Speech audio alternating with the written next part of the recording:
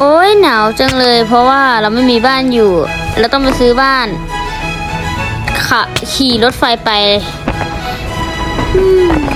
ไปเรื่อยๆไปเรื่อยๆเฮ้ยนี่ไงที่เขาบอกอ่ะใน Facebook อ่ะเฮ้ยสวัสดีครับ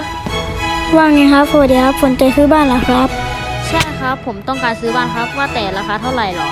64 คูณ 5นะครับหรือง่ายๆ320เพชรแต่บ้านหลังนี้เป็นบ้านเช่านะครับราคาเดือนละ5 Emerald นะครับโอเคครับแต่บ้านหลังนี้อาจจะยังสร้างไม่เสร็จครับอาจจะมีต้องเข้ามาสร้างต่อเพิ่มอีกนิดหน่อย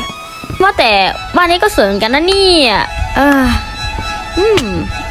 ไปเล่นเกมดีกว่าจะหนาวตายแล้วโอ้มีขนมด้วยโอ้โหเล่นเกมเปิดคอมโอ้โหมีเกมอะไรบ้างวะเนี่ย